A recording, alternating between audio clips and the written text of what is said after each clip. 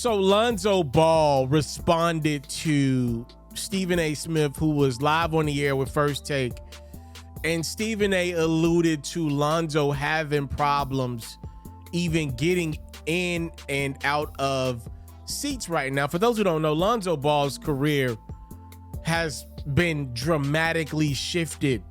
Lonzo's pretty much missed the end of the 21-22 season. He pretty much missed the second half of it.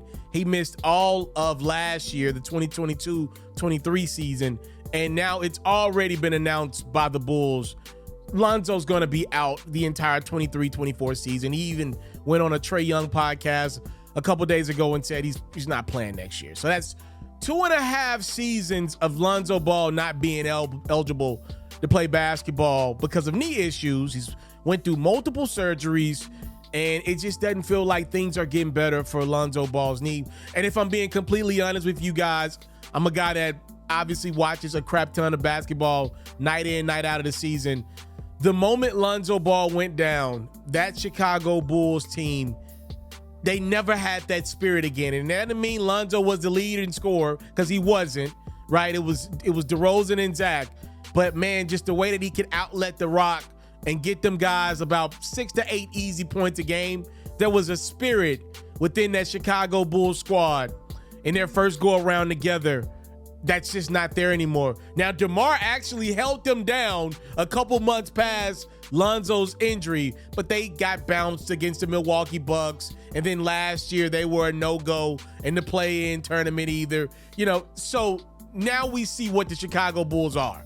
They need a Lonzo Ball. Not would like a Lonzo Ball, not would want a Lonzo Ball. They need a Lonzo Ball. So Lonzo posted a video of himself getting in and out of a chair, responding to Stephen A. Smith, who said he has troubles doing that. And I'm gonna be honest with you guys. Y'all know I worked at ESPN and I was able to shadow Stephen A. for a couple weeks time. I'm gonna be honest with you guys. I love Stephen A. I do not like when he goes in and out of reporter pockets. It confuses the listener. You got to understand, Stephen A. is a legendary reporter before anything else. That's what I grew up honoring and respecting, was Stephen A. the reporter, right? Obviously, he makes a lot of money nowadays as pretty much a guy that holds it down on a debate desk of First Take. It's his face right now. That's the biggest reason why he gets big dollar. It's his face. It's his brand. More than what he says, it's that brand that ESPN wants to capitalize off of, right?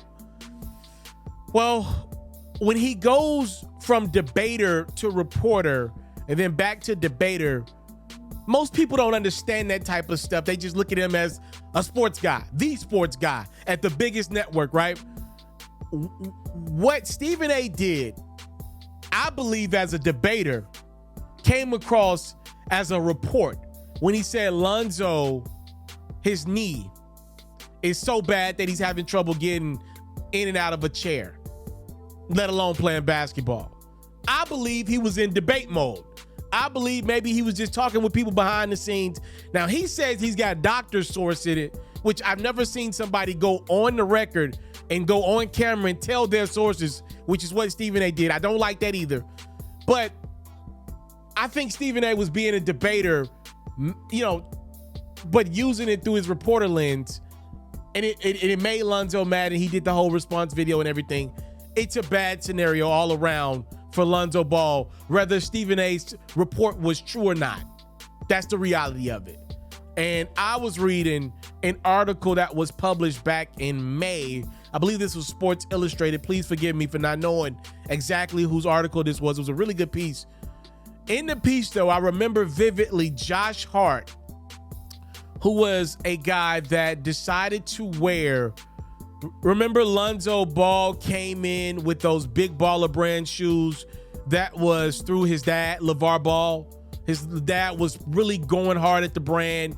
They came out with those shoes for about $500 a shoe, obviously a pair. The shoes never did make it to shelves, if I'm not mistaken. They never made it to shelves. Lonzo did wear them. Other athletes like Josh Hart wear them. And I remember in that Sports Illustrated article, I saw Josh Hart say, it was at the point where I was having to change my shoes every quarter because they just didn't feel right. I'm summarizing there. And Lonzo apparently had issues with his shoes as well. And he was the premier athlete. If anybody's going to have the greatest version of the shoe, it's going to be Lonzo.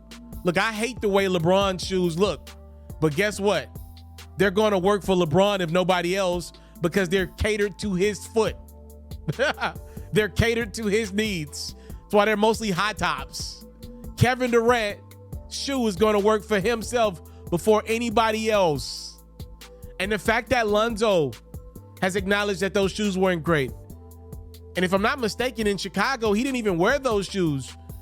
It could definitely be troubling. What if those shoes created some serious knee issues? We're talking about professional athletes raising up very high, doing things that most humans can't do, night in, night out.